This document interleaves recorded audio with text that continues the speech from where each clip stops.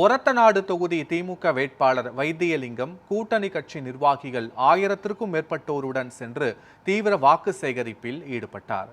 தெக்கூர், கருமட்டிப்பட்டி, ஆதனக்கோட்டை, பாச்சூர் உள்ளிட்ட பல்வேறு கிராம பகுதிகளில் பிரச்சாரம் மேற்கொண்ட அவருக்கு பெண்கள் ஆரத்தி எடுத்து கும்ப மரியாதை வழங்கினர்.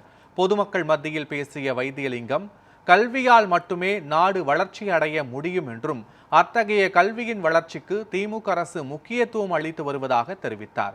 மாணவர்களின் நலனை கருத்தில் கொண்டு காலை உணவு திட்டத்தை கொண்டு வந்து சாதனை படைத்துள்ளதாகவும் பெருமிதம் தெரிவித்தார். மேலும் புதுமை பெண் திட்டம், தமிழ் புதல்வன், மகளிர் உரிமை தொகை உள்ளிட்ட பல திட்டங்களை எடுத்து கூறி வாக்கு சேகரித்தார்.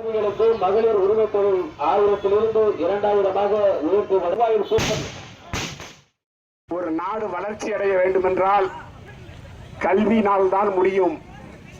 நமது குழந்தைகள் நன்றாக படித்து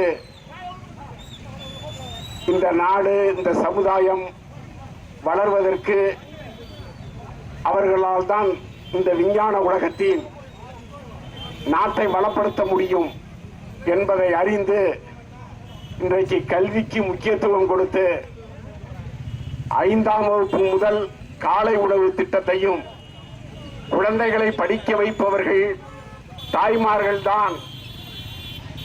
தந்தையை எல்லோரும் வேலைக்கு சென்று விடுவார்கள், தாய்மார்கள் தான் குழந்தையை வளர்த்து படிக்க வைக்க முடியும் என்று தாய்மார்களுடைய வளத்திற்கு மாதம் 1000 உரிமை தொகை கொடுத்தார். அந்த உரிமை தொகை இந்த தேர்தல் நேரத்தில் நீங்கள் எல்லாம் உதயசூரியனுக்கு வாக்களிப்பீர்கள் என்று நினைத்து பாரதிய ஜனதா கட்சியும் அதன் கூட்டணி கட்சியான எடப்பாடி அதிமுகவும் நீதிமன்றம் சென்று தடை வாங்க முயற்சித்தன. இதை அறிந்த நமது முதல்வர் 3 மாதத்திற்குள்ள உரிமை தொகை 3000ம், கோடை சிறப்பு உதவி 2000 சேர்த்து ஒரே நாளில் 5000 கொடுத்தார்.